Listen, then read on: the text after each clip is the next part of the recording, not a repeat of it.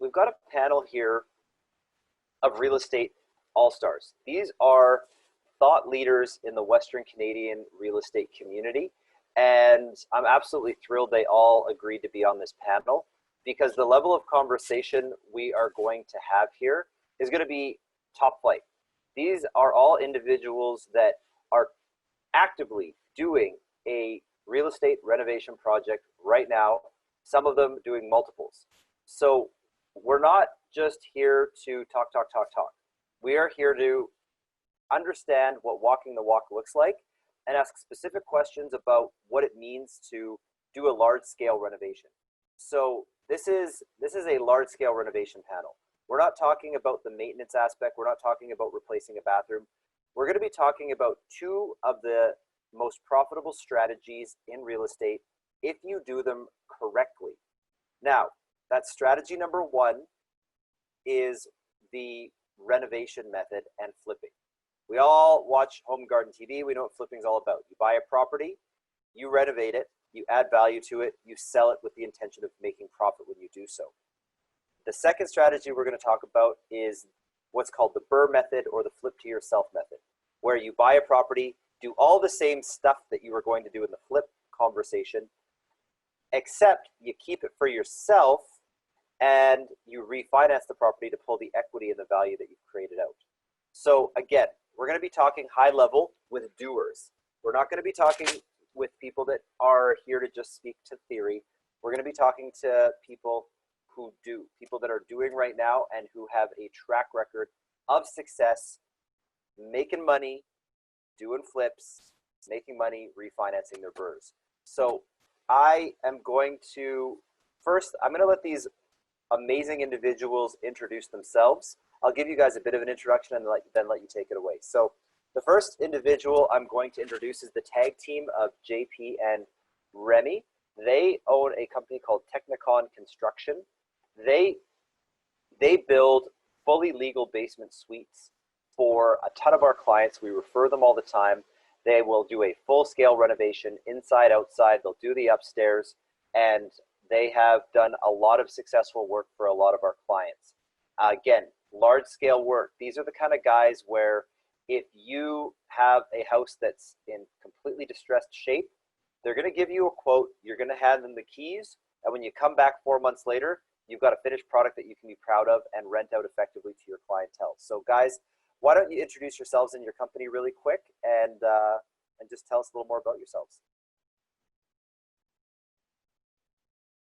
So you fellows are both on mute right now. There you go. Thanks, JP. There we go. Okay, so just to add to what James was saying, we do houses with legal basement suite. We also convert duplex into fourplexes, and we do multifamily. We just completed a 28 apartment building renovation and are currently in the process of doing a 15 apartment renovation at the Royal Alex Place that we're converting there. And I'll let Remi introduce the company. I'm the little young chihuahua behind JP trying to keep up.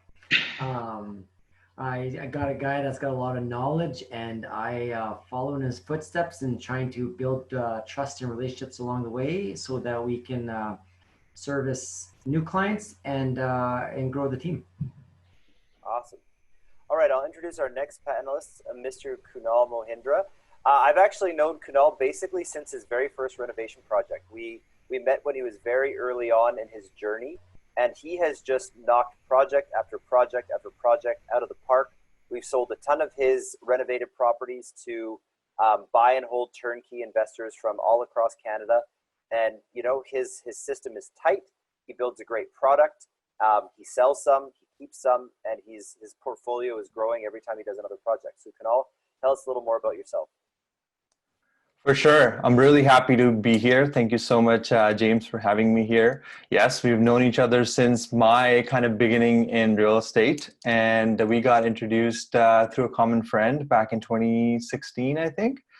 And I've done lots of flips, and now my focus is long-term buy and holds, but I am not at all handy.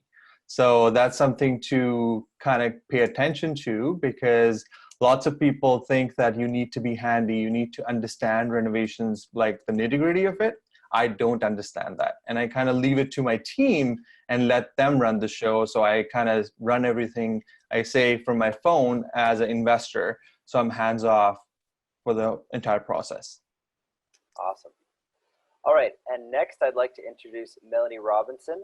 Melanie is a definite thought leader in the Western Canadian real estate community. She does her Power Up Mondays. She shares mindset. She shares knowledge with investors all over. We're very, very proud to have her on the panel, and she successfully does a ton of renovation and flip work out in the Lower Mainland. So she's coming to us from Vancouver, and you know, we keep trying to lure her to do a project here in Edmonton. So for now, we want her expertise on the panel, and maybe one of these days Edmonton will be the right target. So Melanie, why don't you introduce yourself for us? Yes, thank you for that. I'm also super happy to be here, and amongst you guys all who are the panel, who are just incredible experts at what you're doing. So I'm honored. I can't believe I'm included in such a group. But yeah, I've done several flips. We're actively doing a BRRRR at the moment. We've done some new builds, so we've played in different strategies.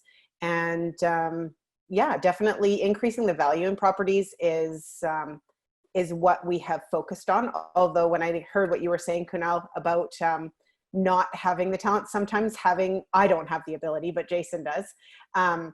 But having that ability means you work 24/7. So I'm looking at finding ways to be less hands-on, which is part of what is appealing to me about venturing into the Edmonton market, because I'm thinking I'm not really probably going to drive to Edmonton and work every night and weekend on the project. So. Awesome. Thanks, Melanie. Yeah. And our final panelist is our very own Melissa Shymko. She's the office manager for the Mogul team and a licensed realtor in her own right. So she's not only a double threat, but she's also a triple threat, because as you know, we only want investors who walk the walk on our team here at Mogul. So her and her husband, Mark, have with their own two bare hands done it all when it comes to building and renovating properties. And they've been wildly successful in building their portfolio. So Melissa, why don't you introduce yourself? Thanks. Yeah, this is a fantastic group of people to be aligned with. So welcome, everyone. So yes, as James alluded, Mark is my husband, and him and I, over the past 12 years, have done plenty of renovation projects, brand new builds, and we've even built our own home. So leveraging those years of experience, one of my favorite things is going in and out of properties and really digging in and seeing what needs to be fixed and what's something that can wait for later, which a lot of people aren't really sure of. Some people think you got to go in and fix everything right now, but just depending on the property. So figuring out timelines and repairs or complete renovation projects or brand new builds right from the foundation up. So that's definitely something I get geared up about.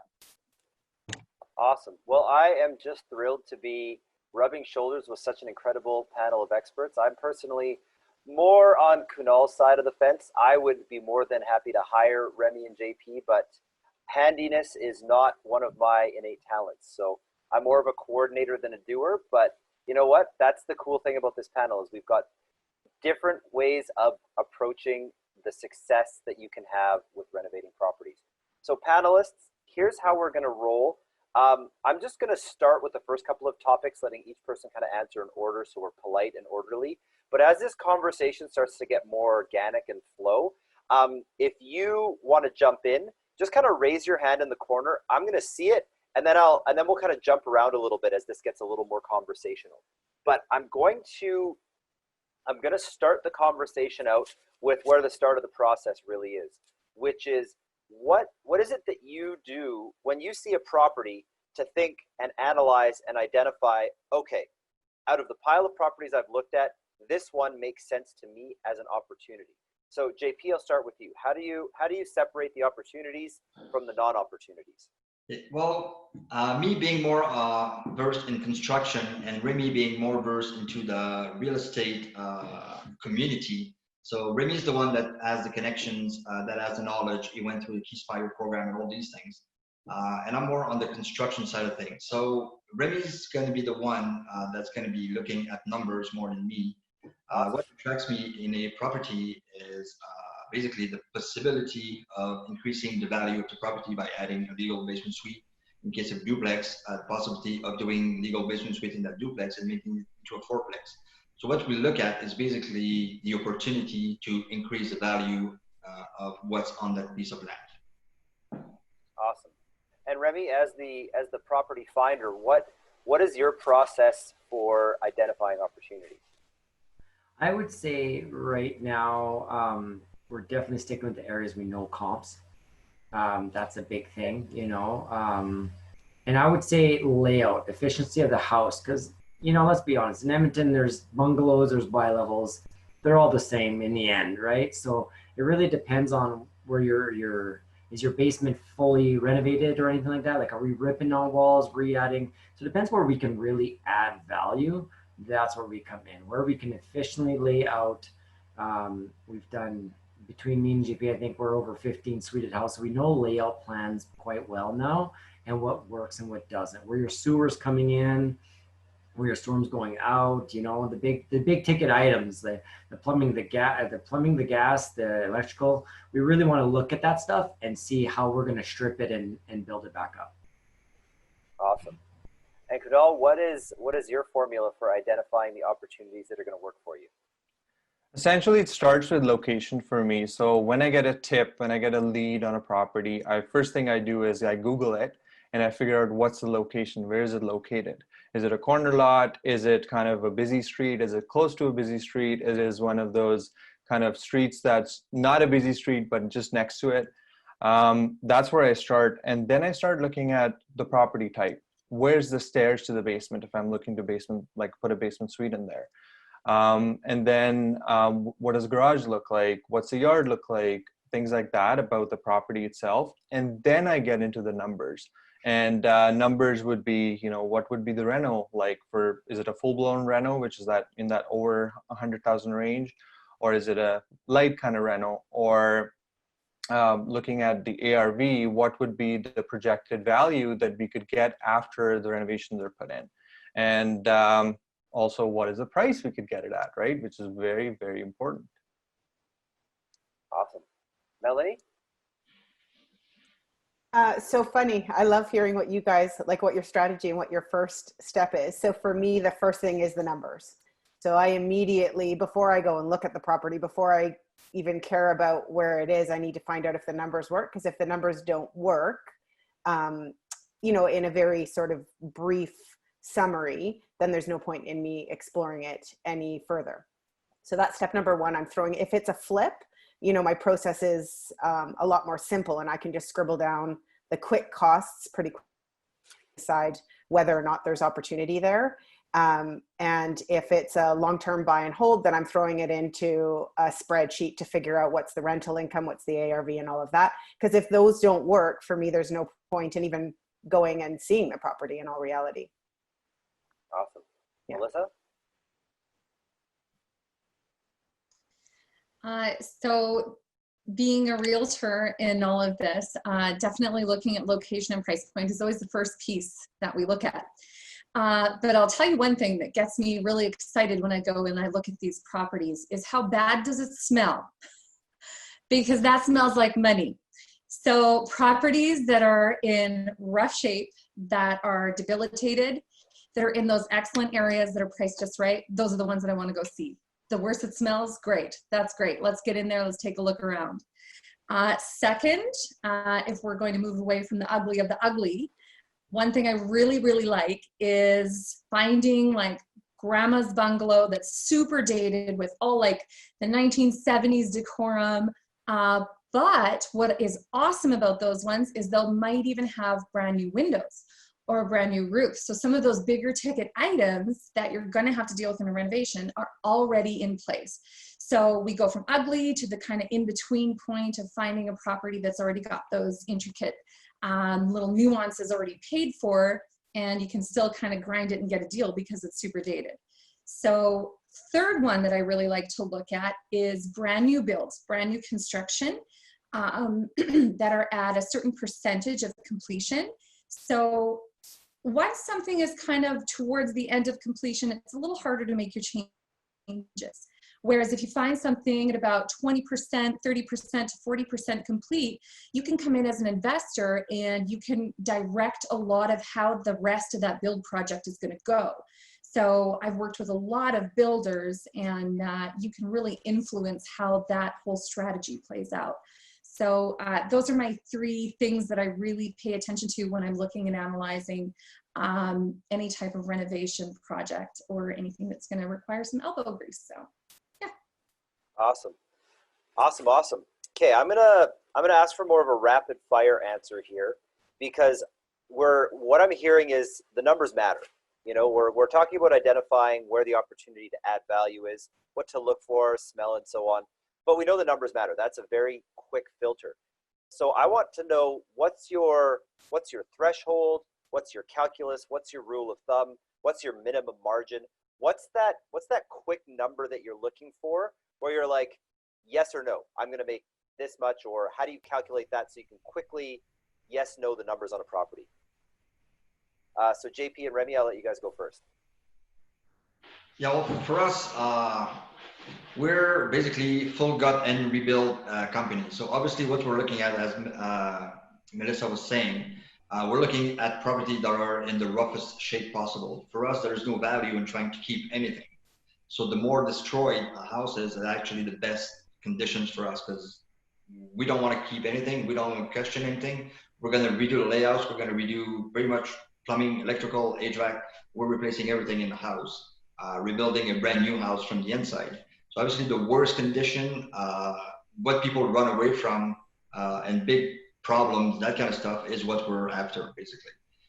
So we're definitely looking in the very, very, very low 200, because we find that at the end of the day, the end point after renovation is going to be renovation. We know what's our kind of margin or ballpark number for the full renovation. So what changes is a bit on the after repair value, depending on the neighborhood. So we definitely are aiming at houses that are in the low 200, and that's kind of our sweet spot there. Awesome. And Remi, how do you go about calculating an acceptable margin once you've found that house in the low 200s? What's the threshold for you guys? So me, the biggest thing is I look at how are we accessing capital to fund this, and what's that going to cost us. So now we're starting to use some RSP money. So if we're talking a flip for me and JP, we're going in, you know, is this RSP money? Is this somebody's line of credit?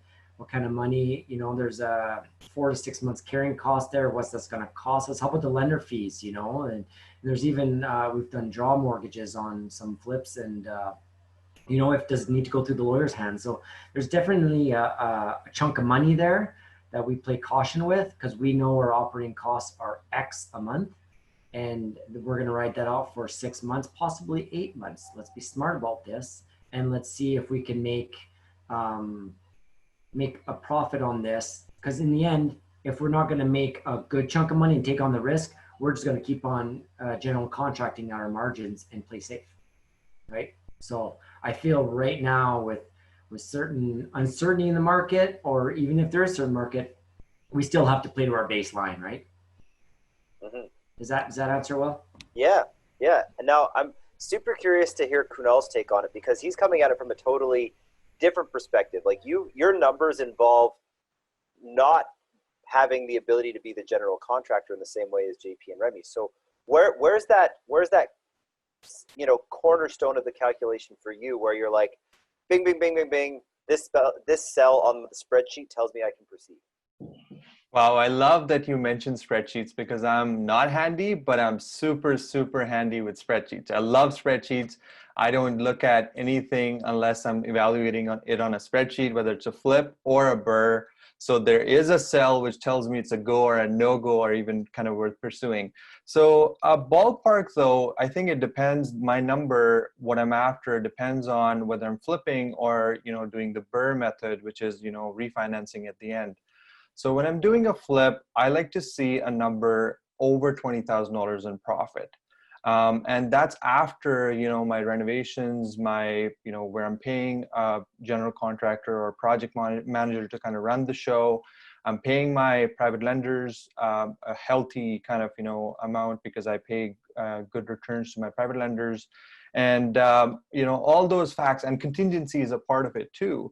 And when I do BRRRR, I like to look at least a 10% equity. So by doing the renovation, by going through all that pain of a 4 to 6 month project, I'm looking to build at least 10% equity in the property.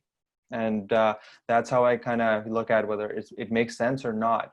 And in my previous kind of comment, I said price is at the end for me because I believe in creating a win-win. And sometimes the price, I feel like if you can address the problem of the seller, you can actually play with it a little bit. So I've done some creative things in the past with making the price work. So an example would be where I bought the property lower, but then gave the seller a vendor take back. So I paid interest on a portion of the purchase that I bought from them. So basically on the portion of the house, I paid them interest. So they actually made more, but the price was lower.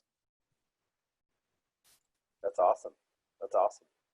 And Melanie, I know you love crunching those numbers too. So what does that process look like for you?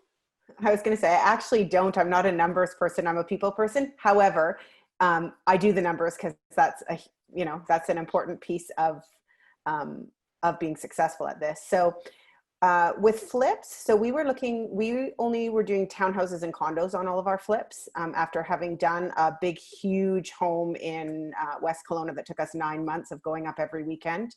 We decided that we wanted to do townhouses and condos where we knew we could get in and out really quickly. So in those projects, $20,000 was the bottom, the bare minimum as well. And we were in and out of those from the day we closed, took possession, to the date that we had money back in the bank was 3 months. Some of them were 3.5 months, but typically 3 months. And so it was a really quick in and out. If we could make 20,000, then we would go for it. And I would say 80-90% of them we made over that. One of them we made under that. But yeah, so that's our strategy with the flips. With BRRRRs, same thing. It's a different, I'm looking at something else. And because I'm joint venturing on those BRRRRs, really for me, it's looking at what's the ARV, what is my joint venture partner going to get back? So what are they going to end up, their initial investment? What is that going to end up being? Because that's super attractive for them to get the majority, or say half of the one we're working on right now, they're going to get half of their initial investment back at the end, and then making sure that new ARV, the rental income, covers all of those costs, and it still makes sense at the end of that, because you can't increase the value too much where then all of a sudden it doesn't work from a rental perspective and covering costs. So there's a little bit of a game there that you have to play. Awesome. And Melissa, what's the story and the numbers that you're looking for? So I just look at it a really basic model. So if we're looking at kind of my first example of this thing smells horrific, it smells like money, then I try to set that somewhere between the mid twos to like 260, 280. If you can get your purchase price around that price point, that's great. If you're finding kind of grandma's bungalow that has some upgrades but needs a renovation, if you can get that into the high twos, really, really low threes, that's a price point that works. And any type of brand new build that's suited, you need to come in around 400 to 425. And those are all based on models that you're actually keeping the project. So that's not a BRRRR, but you're keeping the project, and all of those models will cash flow well, even with property management. So those are kind of the numbers that I look at. Awesome. All great answers, guys. I mean, a lot of people who are getting started, they're like, well, how the heck do I analyze these things, and how do I know if it's worth my time? So it's because I mean, time is an incredibly valuable resource. You don't want to spend a whole year on something that takes the opportunity away from spending that time on something more profitable. So what I'm going to do is I'm going to reverse the order, because I've been on enough panels to know that if you're constantly going last, it's tough to be the last one to the conversation. So the next question I'm going to ask, and we'll start with Melissa and go in reverse order, is when do you decide when it makes more sense to do a BRRRR versus when it makes more sense to do a flip? Just have a bit of a conversation about understanding the difference between the two, because I know each and every one of you have done both. So how do you decide when, where, and how to do each one? When do they make sense? So Melissa, we'll start with you. I think that's a very personal question. For every individual, it's different, right? And I've always been like, if the minute you sell the real estate, you've killed the golden goose. You're no longer getting cash flow. Unless you got a dog, you got to sell those ones because nobody wants something that doesn't make you cash flow. But the minute you sell it, you're not making any money. So in my mind, if it's a decent property and it makes sense and it's cash flowing and it's in the location, it hits all the boxes, then keep it. Do whatever you can to keep it. So that being said, when you reach an amount of properties similar to what Mark and I are at, it's like, well, if I put my money into something and I keep it, well, now I can't do anything else because I'm landlocked for many different reasons. So for us, doing a renovation and a flip just means that we can accumulate some cash to maybe look towards working with a joint venture partner, or perhaps even avoiding lending altogether and having enough cash flow to kind of make a cookie cutter system. So it's a very personal nuance, I think, for every individual, and it is very dependent on where you're at with your portfolio, what your needs are. So of course, doing flips means that you're getting cash. You're doing the work to get the cash out, so that you can move on and utilize that cash for your next project. Whereas any type of BRRRR method or buy and hold, those are all based on your long-term runs. So it's very dependent on what your personal needs are. Awesome.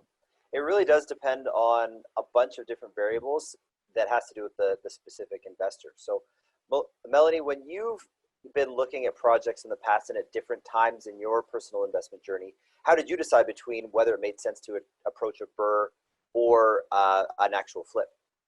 To be honest with you, when we started, I didn't know all these different terminologies, and it wasn't as strategic as it was just doing my thing. So the first BRRRR I did, I didn't even know it was a thing. We thought we were super clever, smart doing it. We didn't know it was a strategy. And then the flips, it really became like when we jumped into the flips, we just flipped. I mean, I find for me, well, obviously flips create the money now, as Melissa said, and the BRRRRs create that long-term plan. So probably toggling back and forth between the two is really smart. That's not necessarily what we did. We dove into flips and we hammered it, and we did 8 in 2 years, and went really quickly with it, doing a lot of the work ourselves, and just went for it. Then I learned about joint ventures and realized that long-term buy and holds was where I wanted to focus my attention. And so the BRRRR method for me is just a natural fit because it allows me to give that win to our joint venture partners. But now I think, Kunal, you do this, and you're probably going to say something about it. I hope you do. But now my interest has been piqued in doing a BRRRR, but like doing a flip to yourself and then getting a joint venture partner in later, so that you're making then the profit in the now with doing that reno, and then getting the benefits of a long-term buy and hold. So that's what my interest is super piqued on at the moment, because then you kind of get the best of all the worlds. That's awesome. Yeah. Kunal, how have you gone through that decision-making matrix? I think I would like to tie into the theme that Melissa and Melanie kind of said. It's a personal decision, and it depends on where you're at in your journey. So for me personally, I started off as a fix and flip investor, and that's all I did. And I think it was active income that I was after. I started off with some real estate education debt that I had to take care of. And the only way to take care of that debt was to make some money with active income, which was fix and flip. But now that I've kind of gotten that taken care of, I built a bit of a nest egg. Now it's like, okay, how do we build long-term wealth?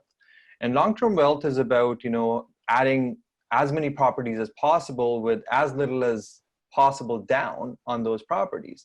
So that's where the BRRRR method comes in. And right now I'm all about that BRRRR method. So I'm really glad that Melanie mentioned that. So definitely that's my model. So I would pick something up for, off market at a really good price, put in the work, appreciate the value, and then at the higher value, bring in the joint venture partner, and then almost give them a bit of a kickback so their down payment is lower, than what it would be if they were to go and buy it right off the market. And then we are joint venture partners on the long run, and we're building wealth together. Yeah, it's an awesome, awesome strategy. That's the BRRRR plus technique. Yes. So yeah, I see everybody nodding because I know that you guys have all had success with that strategy. So Remi, we'll hear from you in terms of BRRRRs, aka flip to yourself versus just straight up flipping it for cash right now.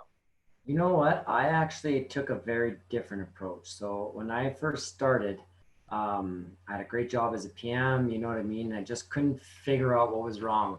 And it was just a lack of being a part of the project.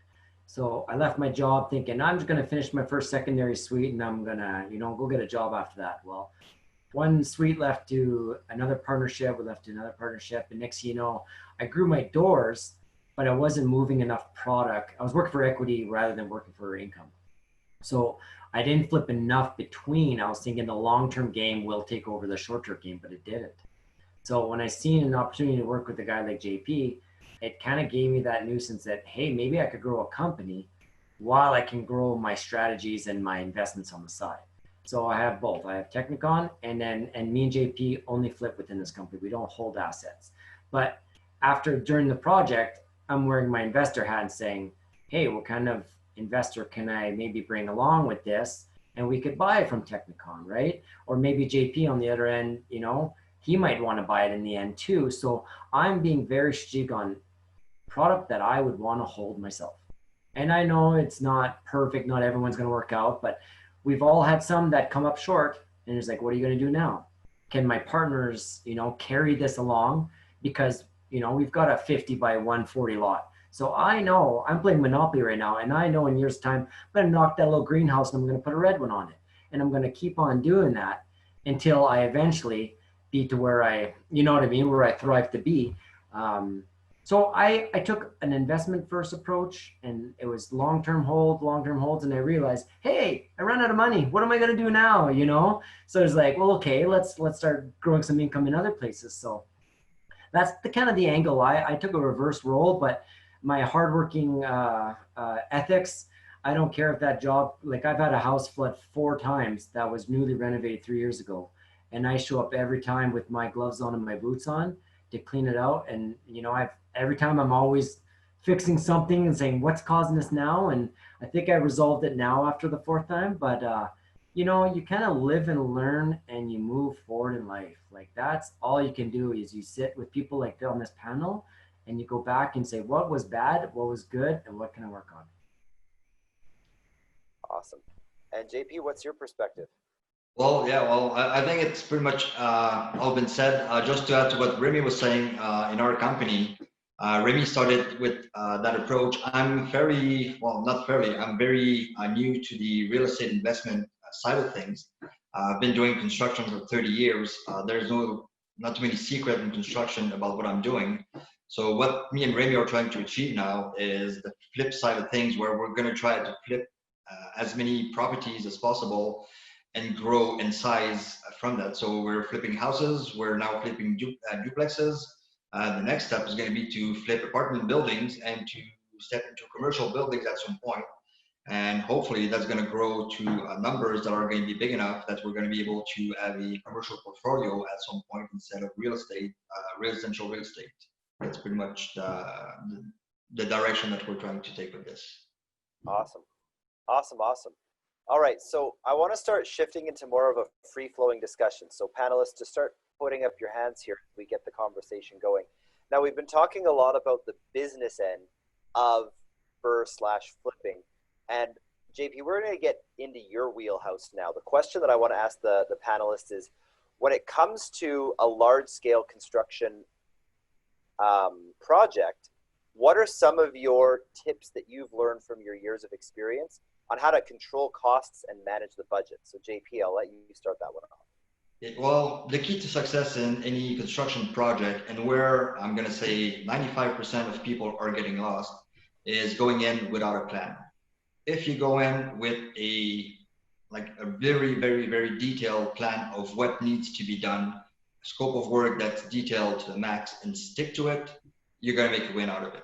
The biggest mistake that people make most of the time when they do flips or renovation, like legal basement suite and that kind of stuff, is they reinvent the wheel every day that they walk into the project. They step in and say, oh, maybe we could do this. Oh, maybe we could do that. So the thing that's costing you the most on any renovation project is reinventing the wheel every day of the week. So the more you stick to your original plan, the more you go in with a strong strategy on how to do construction, the better you're going to be off at the end of the day. Awesome. All right, I'm just going to mix up the order so we can freshen up the conversation. So, Melanie, what is one of your cost control strategies or tips?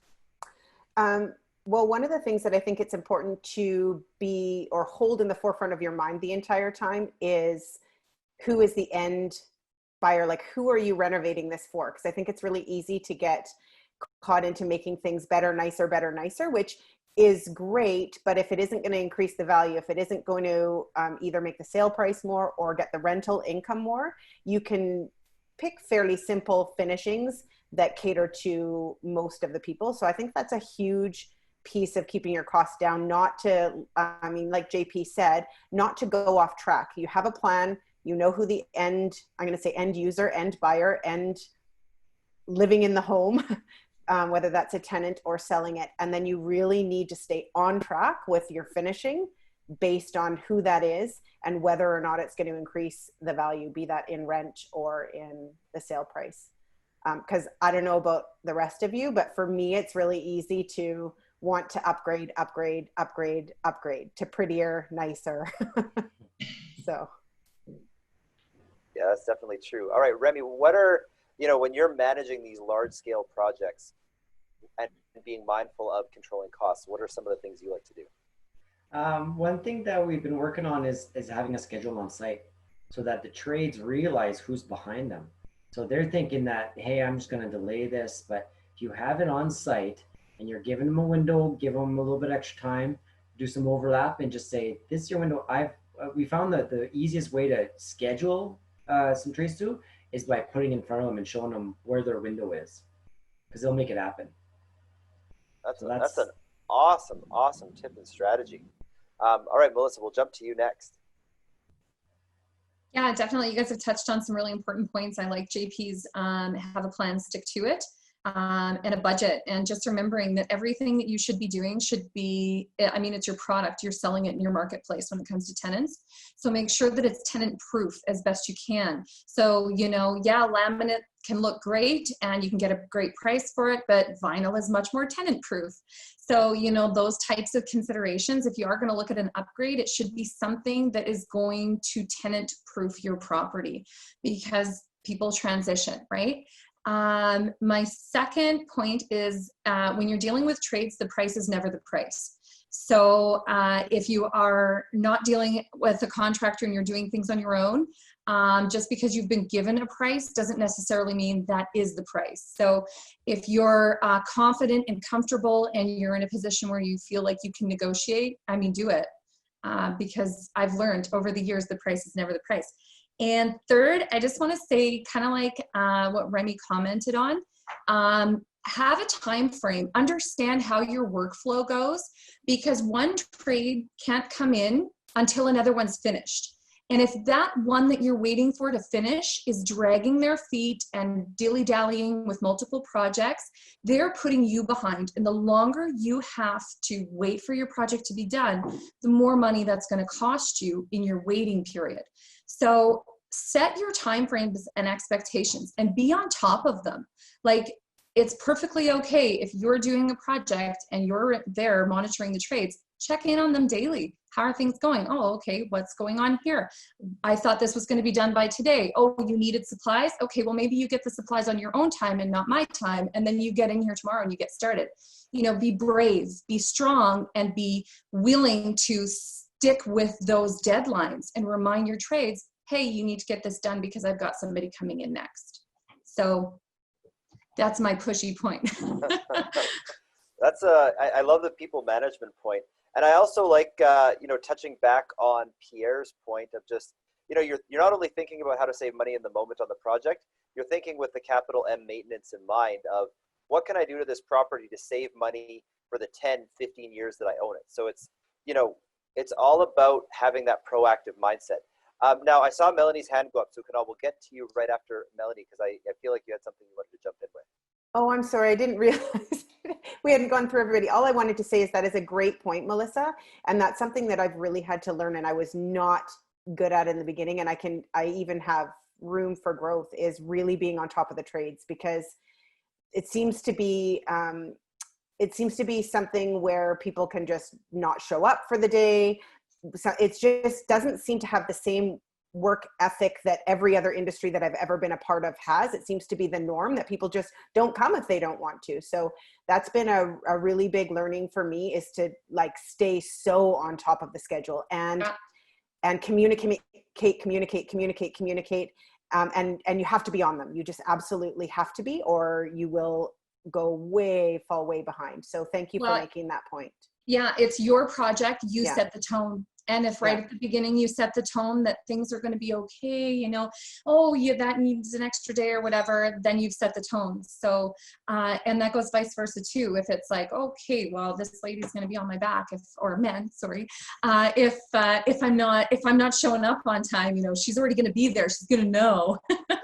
So, you know, don't be afraid to push and be strong and confident, and you set that expectation. At the end of the day, you've hired that person, you're paying for them to do a task for you. So in that moment, you are their boss, in essence. And another point, just to point out, if you are managing trades on your own and you're running a project on your own and you're going to hire a guy to do flooring, great. Hey, can I see your WCB and your insurance? I have actually known multiple people throughout my years who've had a trade come in who aren't properly licensed, certified, insured, red seal, whatever the case may be.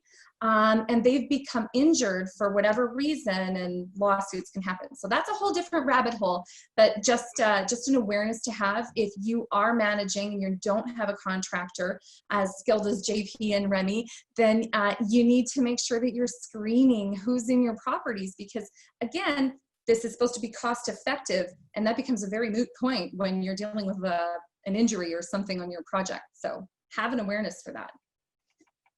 Yeah, those we kind of started morphing into a conversation about not only cost control, but people management. And we know, no offense, JP and Remi, of course, that contractors can be a different breed. And so there's definitely some perspectives that you guys are sharing on how to manage your sub-trades, how to manage your contractors.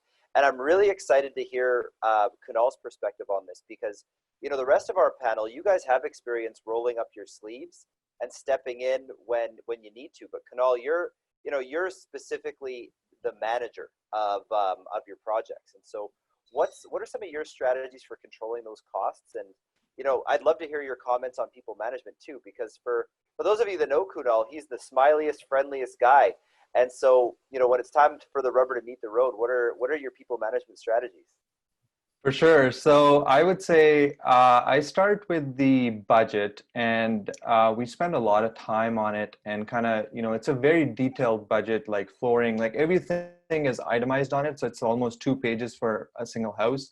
Everything is detailed on it, and we closely monitor it. And I monitor it to the level that, okay, this is what our flooring budget was, and this is where we're at. So kind of, you know, seeing where the numbers are at. And I try to break up the cost of the entire renovation into costs that I can control. So for example, HVAC, plumbing, and electrical, you can almost get a quote from these folks and, you know, fix those costs at that number based on the quote. And then I get a guy or someone that I work with. I try to find someone who is multi-talented, who can paint, who can mud tape, who can drywall. And then they give me a lump sum price for the labor. So again, I put some boundaries on that price. Yes, things change, you know, things come up in a renovation. Oh, we didn't know about this crack, or this framing needs to be moved, or, you know, whatever. That's okay. But at least I was able to firm up and set some boundaries around that price. And then the material, I get to control that. So I monitor that, and I am in charge of making sure they have the material they need on site.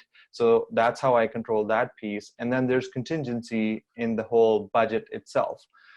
So as I said, it's very detailed kind of budget, and I closely monitor it. And just like Remi said, timelines are always posted on site for every single project. And for those of us who work in the corporate world, if you know of Gantt charts, because I use Gantt charts, some of you don't know that I'm a pharmacist and I still have a day job, and I'm doing real estate investing in my evenings and weekends. So time is really short. So I spend the time ahead of time planning the entire project, and these timelines get posted on the project site. And then I've added another layer, which is a project manager. So my project manager is the one who's actually, we work hand in hand, we figure out what this timeline is going to look like, and so on and so forth. And he's responsible for running my show. So I would say he's the guy who I manage, and then he manages the rest of my team and makes sure that we are on point. So that also says that I do spend more than what a typical person would spend on a renovation, just because I have that added layer, and obviously I have to pay him to make sure, he's happy and he continues to work with me. That's a fantastic answer. And what I'm absorbing from you guys is that you have to have a plan, and the more specific and precise the plan is, the more successful you're going to be. That's part one of a good plan. Part two of a good plan is the communication and application of clear expectations, and then a reminder consistently of what those expectations are. So, posting the timeline on site, checking up on a daily basis, et cetera, having a great dialogue so that the plan is being followed and the plan is being communicated. But I'm going to throw a curveball at you guys, because as we know, sometimes things don't go according to plan. And so I want to ask a question about what are maybe a story or an example of something that didn't go to plan, or for maybe Remi and JP, what are things that commonly creep up that might not be in the plan? So I'm going to bounce it back to JP, and just let's talk about an example or a story, or what happens when things don't go according to plan, and what are some strategies for righting the ship? As many people mentioned, trades even for us, trades is always something that is a challenge. Having reliable, accountable trades on which you can count is definitely something very, very important. We just finished a multi-unit renovation on which, just as an example, we had to go through 4 sets of painters to be able to get through the job. The first one, second one, and third one had to be fired from site, causing, I'm going to say, about 3 weeks of delay on a project that was already very restricted on times. Refinancing of the building depended on that. So obviously that puts us in a very, very bad situation. So that's the kind of thing that can happen. You don't have the more you know your trades, the more you can trust them. That's going to be a big, big help on your renovation. So sometimes trying to find the cheapest trade available is definitely not the way to go. Being able to trust them is the #1 priority. That's an awesome answer. And Troy had asked a question of how do you deal with contractors that are running behind schedule or delaying? And it's important to have a certain level of tolerance available, and then if that tolerance isn't hit, then you need to move on. So you need to know where your lines are, and then you have to enforce your boundaries so that you can keep the project on track. So let's swoop back to what happens, or an example of some time where it didn't go according to plan. So Melanie, I'm going to call on you to share a story and give us a strategy for what happens when things don't go according to plan.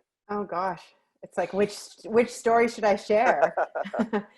We've had two experiences with trades that were really, really not good, and both times those trades were like, I'm talking yelling, screaming, swearing, threatening me. Very interesting. So one thing I would say is to really be careful who you hire, because that's a really uncomfortable situation. And in fact, both of the times I just brought Jason in to communicate with them because it got too much for me. I would say one of the big learnings probably would be up at our West Kelowna, our first BRRRR. so yeah, that's a really good one to be aware of. If you ever end up buying a home that's sort of mid-permit, we bought it for, it was a foreclosure. And so it was already in the city for permit. He had added a triple car garage that was just framed, attached, and was going to have a 2-bedroom suite above. So it was in for permit. And so we just took over the permit. And the mistake that we made was to assume that because it was already with the city and approved, like we were able to just take it over, it was adding a 3rd suite. And so we went through from framing, electrical, plumbing, you know, HVAC, all of it, mechanical, right, all the way through to being finished, where they had come in and done all of the inspections, seen the plumbing for the new kitchen and everything. And it wasn't until the very last, the final inspection, where the city let us know we weren't allowed to have a 3rd suite. So I would say never assume anything, and make sure you ask really clear questions. We assumed because the city was coming and doing inspections, because it was in for permit already and had been approved, because he saw the pipes coming out of the floor, that we were good to go with that 3rd suite. And literally appliances in, everything done. And then we got told we couldn't have a 3rd suite and to pull the range and the hood fan. And yeah. So that was a big lesson, that you can never assume. Like when you're taking over a project mid-ship, you need to, we'd been to the city, we had talked to them. I don't know how it happened, but it happened. So what did you guys do to adapt on the fly? I mean, obviously you're here, you're thriving, you're a successful investor. So in that moment, in that situation, what was the pivot that you made to keep the situation going? What we did, I mean, we're super fortunate. We had tenants in the main part of the house. So it was a rancher with a basement suite, a legal basement suite. So that was fine. We had 2 different tenants in the home already. This was going to be the 3rd suite. And so the tenants in the upstairs of the house, they expanded their, and they took over that above the garage suite. It doesn't connect directly to the home. You have to go outside onto the deck and then into the home. So it's like brothers and sisters and boyfriends and girlfriends and stuff, and they just live in the whole thing. And the people above the garage, they have a hot plate and they have a barbecue. So we're appeasing the city. We're doing exactly what they're asking us to do, in that the lease we have 2 leases. We have the basement suite and we have the upstairs of the house.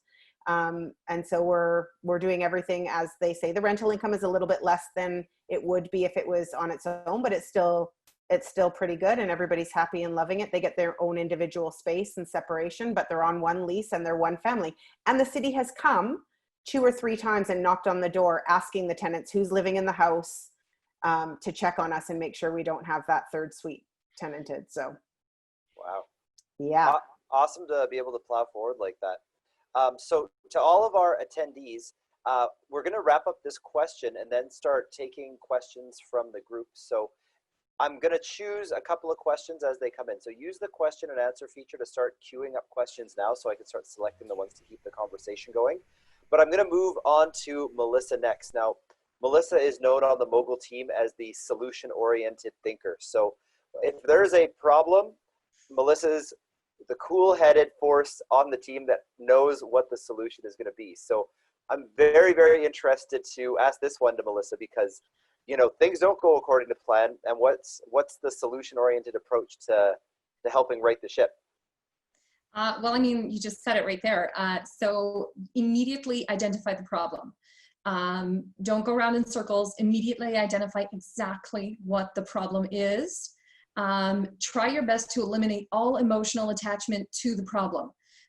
Because as soon as you have that, you get so blinded by, oh my God, I just spent all this money. This is going to put me behind my time frame. And you just like, whoa, and it starts to expand and it becomes overwhelming.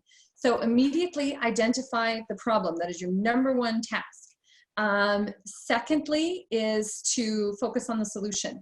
Don't just come up with one solution, come up with multiples. If you can do at least 3 solutions to one problem, that might mean 3 different people, 3 different quotes. So 1, identify the problem. 2, immediately focus on the solution. Try and find 3. And 4 is take immediate action. So that means, how much is this going to cost me? What are my timelines? What can I expect to see come from this? Who's going to be the person in charge of this? So those questions need to be answered in your immediate action implementation. So those are the 3 rules that I follow. And I would say the rule of thumb, I have two of them. One, I say to everyone all the time, don't ask, don't get. You're not asking for it, nobody's gonna offer it. So if you want it, be brave, ask for it. And two, someone might recognize this, but be the squeaky wheel. The squeaky wheel gets the oil, and people just were like, oh, she keeps calling and emailing me. I gotta deal with this woman so I can move on. Again, this could be a man. I'm just speaking for myself. But you know, squeaky wheel gets the oil. If you want something, you're gonna have to go after it, especially when it's related to a problem. I mean, I could regale you with stories, but just to give you a quick synopsis of some of the joys that I've had, we have had to completely hammer off all the stucco on a 2,500 square foot bungalow and have that reapplied because of poor trade. We have had to have mold remediation done on every single joist in that same 2,500 square foot bungalow. That was a massive undertaking, and the house was only 6 months old. So there's something to learn about acoustic sealant. We have had our driveway on the house we live in now. That's a big story, but we have a large entranceway. We have an RV parking, and we also have a triple car garage in the front, and we're on an acreage, so the driveway is very long. We had the entire thing jackhammered out and replaced. We've had to dig window wells because of water damage. And so, I mean, the list goes on, and all of those were a result of poor trades. So I can certainly write my book on it. So definitely, number one, identify the problem, immediate solution, and don't just get one opinion, get multiple opinions on how you're going to deal with that. And then try and take your emotional out of the equation. Go home, drink out of your box of wine, that helps, and deal with your stuff during the day with as little emotion as possible. That's awesome. Thanks, Melissa. And you know, the cool thing about hearing these stories is here's a little behind the curtain about the real estate investing gig. People love bragging about their wins, and they don't always tell you about the flip side of that coin, which is the harsh learning lessons. So I really appreciate Melissa telling us some of those stories, because every single one of the panelists, and I mean myself included, you pay for your education in things like hammering up a driveway. You pay for your education by firing, 4 painters in a row. You know, it's an ongoing learning process. And you know, part of being a courageous investor means being okay with making mistakes, but don't be okay with wallowing in them. So I'm gonna hand the ball off to Kunal with that one, so we can talk about, you know, setbacks, challenges, and getting a project back on track. For me, the biggest thing comes down to is timelines. I found like lots of projects kind of delayed, or, you know, I have the schedule out, but, you know, it's not getting done in that time frame. I can see that happening. So from experience, I've learned to build in some contingencies. So like when I do the schedule, there's a significant contingency built into the whole schedule. But I have also found that they're ultimately people. So even though I'm a guy, I don't want to start a confrontation with someone, I really understand the people aspect of the business, and I feel real estate is a people's business. So when I do show up, yes, I am the boss. I am running the show here. I do show up like that, but then I am also the nicest boss possible, meaning like whenever I'm showing up with some coffee or food or something like that. So giving them a good treat. So keeping them happy. So I get to hear about problems going on in their life, because sometimes what happens is, you know, they're getting a bigger job or something like that is going on. I want to know about it so I can kind of mitigate that risk. So it's been mostly around timelines for me. There's one story I can think of, which was my first big renovation project, which was over $100,000 reno. And this one of my main guys decides, I show up to the job site and I see that he's packing up his tools and leaving. I'm like, what the heck? Why are you leaving? What happened? And I found out that my partner on the deal, my first flip was a joint venture partnership.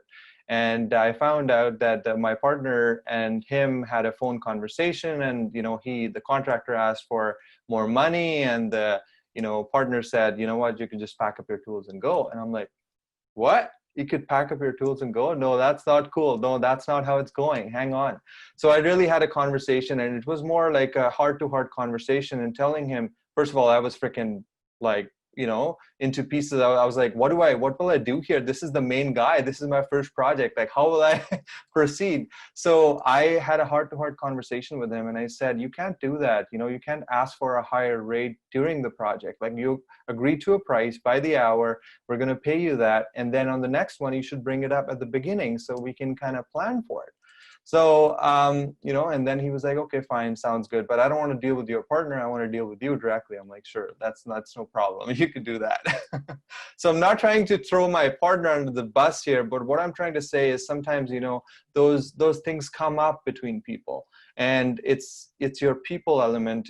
How do you manage people that comes in, and how do you manage those, difficult conversations, because they do come up. That's awesome. And Remi, we'll get your opinion. You've got your executive assistant jumping in on the call too. Yeah, he loves that. He loves sitting around and watching me work. I don't know. It's kind of cute. That's that awesome. Way. Well, Yeah, he's I'm a dad every first. Day. I'm dad first. When things go bad, I'm a dad first, and then I deal with the rest. But yeah, to add to what everyone's saying, I'd say the biggest thing with JP is, and I've learned, is JP is a lot more stern than I am. I'm more willing to negotiate, but that's okay. That's our style, right? But sometimes you got to play good bad cop, right? So if you got somebody that could take an angle, or if you got a situation sometimes you don't have the mental capacity, it's okay to pass that situation on for somebody else to deal with it. And sometimes that goes both ways, right? Like when JP comes to me and says, hey, you got to deal with this. This is your job. I deal with it because I have to.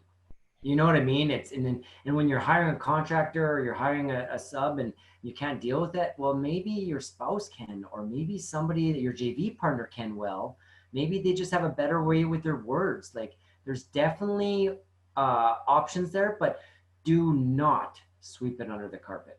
Whatever. There's a problem. There's a solution to that problem. You're going to figure it out. Might have to throw some money at it. There might be some hard feelings, but you have a problem in front of you. Find a solution, because that's going to get you to that next level. That's going to clear your mind, and you're going to go forward with the project and see the good in it. Not just every time I go there, I'm going to get into a fight with this contractor, or I don't want to deal with this guy. I'm going to go around the back way all the time. So that's my input on that. That's awesome. Awesome. Really, really great discussion, guys. Now, we do have one question from the group, and I think it's a good one. So I think we're already a little over time, but you guys are just doing such an amazing job that I hope we can spend another 5 to 10 minutes answering one more question. So there was a question that came up about JV partners, and that JV theme has gotten woven into the conversation, and we've tiptoed into it. I'm going to say, for those of you listening, JV is a great conversation that we're going to have in a future Mogul Mastermind meeting. Every single person on this panel, myself included, has raised a boatload of money. We've done JVs. We've had success empowering our partners to benefit from wealth and real estate with us. We're going to save that for another day. We're going to get right back into talking about flipping and BRRRR. So the question that we're going to answer is about deal sources. So where are we finding deals? How many of them are on MLS in proportion to the ones we're finding off market?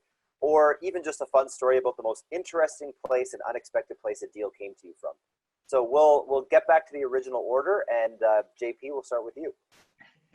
Well, you're making it easy for me. Well, first place we find deals is with Mogul Real Estate, obviously. You guys have been a very great source of property for us in the past. Another one is with off-market deals. We have a few people looking for off-market deals for us. But yeah, no, definitely what's been working for us lately, it's definitely working with you guys. Awesome. Well, I wasn't fishing for a compliment, JP, but I will take it. I love the positive feedback. But I just making sure that you're hearing that. There are a lot of people out there who are, they make a living bird dogging deals. We call them wholesalers. And so if you're serious about getting into the flipping game, make sure you know a couple of them, because every so often they'll bring a good deal and put it across your table. Okay, Remi, we'll hear from you. Yeah, just go back to the wholesalers. The thing about a wholesaler is you got to have cash in hand. You know, these guys want to get paid now. They don't want to be a part of the condition period. They want to get paid now and they move forward. So if you are looking for a smoking deal, the best thing for you to do is have your finances ready so that when something comes, if it comes across MLS, if it's a foreclosure, if it's a hot deal, be ready, cash in hand. That's how deals are struck. And you're buying, your profits are made on the front end, not the back end, people. So very, very important to know your ARV or a ballpark ARV and see how cheap you get a good deal. Wait on a good deal more than anything. That's an absolutely incredible point. And you know what? It just speaks to making sure you're prepared, because hot deals don't last. Whether you're in the throes of a global health crisis or you're in a hot market where there's multiple offers left, right, and center, and everything in between, it always stands to reason that those who are ready to act get access to the best opportunities. So Kunal, I'll hand it off to you and ask, you know, where are some of the interesting places you found opportunities over your career? So for me, it's definitely starts with having clarity. So I know in my mind what my next project is going to be, whether it's a BRRRR or flip. Like I know, like I can picture it. It's a house, you know, 3 up, 2 down with a detached garage. And this location, this is the area I'm after. And once I have the clarity, I talk about it to every single person I meet, even my hairstylists. Like when I'm going for a haircut, I'm talking to her about it. Because guess what? She lives in a basement suite and she connected me with her landlord. And then we did talk about possibly buying that property. You know, so you never know where those leads could come from. I buy majority of my deals off market. I have bought from MLS as well, but typically I find on the MLS, they're really like, you know, you have to scoop them up really quick. You have to be ready to go, because if it's a good deal, someone will scoop it up, or, you know, you better be ready with money in your hands kind of thing. So other sources for me has been through just building strong relationships with, you know, amazing folks at Mogul or other realtors in the community, and just being on top of their mind. So often I have a saying that I have a list of people that I reach out to on a regular basis and say, hey, you got something for me? Hey, you got something for me? And that's where I'm kind of, you know, getting some of my leads from. And I want to get in on the deal before it hits the public kind of MLS. So I always have, you know, the money ready to go. And when I'm looking for a deal, I guess, and I have the money ready to go. So I try to, you know, get in on it as early as possible. Another good story I have is, just because I'm a relationship person, I built a relationship with a seller. I bought a house from them, and then 2 years later, they're now looking at or considering selling another one of their rental properties, and they reach out to me first before they go anywhere. Because over those 2 years, we have stayed connected. We've kind of, you know, touched base with each other, and now they're looking at selling that property. So, you know, it goes to show that, again, this is a people's business. The stronger, the better relationships you build, the better you would do. That's awesome. Awesome advice. Now, Melanie, I'm very interested to hear from you, because you're holding it down from the Lower Mainland. So you exist in a totally different marketplace. Yes, so while I some do. things are the same, many things are different. So let's hear your perspective. So the majority of, well, I would say all of our properties we've acquired through a realtor. The one thing that I would say for any of the people that are watching that are new investors or haven't invested yet and wanting to invest, that unfortunately we made the mistake for years before we figured it out. And obviously they're here, so I think they probably know it, but I'm going to say it anyways, is an investment focused realtor. I didn't know that was such a thing. And so Jason and I spent probably, I would say 3 years actively looking at properties with our personal realtor, even a couple of them, and we just never acquired properties. So the minute we realized there were investor-focused realtors, it changed everything. So that's a little bit self-explanatory because of where we are, but just in case somebody's here, but they're not utilizing, you know, the Mogul Group or another investment focused realtor, if they're here listening, but then they're going home to their regular realtor, I strongly recommend, if you aren't speaking with an investment focused realtor, that you do so, because it completely changed our game. So that's, I think, the most important thing. I love foreclosures too.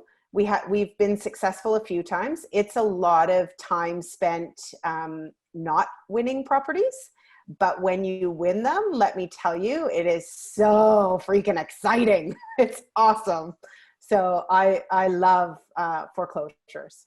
And then even, you know, like silly story, I was at Harrison Hot Springs for my parents' anniversary, sitting in the hot springs and start chatting with a lady who's from Ontario. And so she owns a florist shop there. And so now she sends me properties when she hears that something's, you know, that one of her friends is selling or something like that. So like Kunal said, I mean, relationships, talking about it everywhere you go to anybody who will listen, and letting them know what you're doing, what you're looking for, and making those connections so that opportunities come your way. But most of our, or all of our purchases have gone through a realtor. Awesome. So, Melissa, love to hear from you on your perspective on where we're finding those deals. So I'm a realtor and I'm very investment driven. So honestly, I find deals on MLS all the time. Again, as Kunal said, sometimes you got to be ready to pull the trigger, and those that can and do, you know, we certainly see that happening. I mean, it was 2 weeks into COVID, everybody was on lockdown, and I had a client actively shopping, and the property was one day on market, had 7 viewings that night, 4 viewings the next day, went into multiple offers. We listed 5,000 over list and still lost it. So, you know, there's a COVID transaction for you there. So definitely when those deals come on, if you're ready to rock and roll, we find them. And that's our skill set. So not to say that there isn't some on there. I've seen houses that have been on market 90 days and have had multiple price drops and cash flowed at their original price point. So, you know, it's just dependent on really the flavor of what it is you're looking for and what makes most sense to you. So there's lots of deals out there. We also have wholesalers that we communicate with regularly. And of course, because we've been in this industry long enough, especially James. I mean, James has been an agent for a long time in this. So we have a lot of people that will come to him and say, hey, you know, you sold me my rental property 8 years ago and now I'm transitioning and can you list it? And so James will be like, hey team, guess what? I've got this listing. It's here in South Edmonton. We're going to list it in a couple of weeks, but here's some pictures. So, you know, if you want to market it out to your clientele that's interested, you know, he'll send those out all the time. So it just depends really what's important to you and if what your agent finds checks the boxes. So yeah, that's an awesome point. I mean, we've been doing this long enough that we get to be a bit of a hub, and you know, people, it's, you know, it's kind of like people just stop by first and say, hey, do you know a guy? And chances are we know a guy or a gal because we make it our business to know what people are looking for. So both opportunities on the buying side and selling side tend to come our way very, very frequently. And that's fantastic. Well, to wrap it up, I mean, this panel really spoke for itself. You guys are industry leaders, you're elite level, you're showing that success. And, you know, as we talked about, you guys are picking yourselves up, dusting yourselves off, and just rolling right over failures and not letting them phase you. And that's really the hallmark of a true entrepreneur is, you know, just like Alfred said to Batman, it's not how you fall, it's how you pick yourself up. And you guys have all picked up many, many times, and now you are standing on the mountains that you've created for yourselves. So I just want to say with, you know, genuine appreciation, thank you guys for sharing all of your stories, the good ones, the challenging ones, and the ones of success with everybody who tuned in. I know that everybody who tuned in got a ton of value from it. We really appreciate you guys. So thanks to all the panelists just one more time.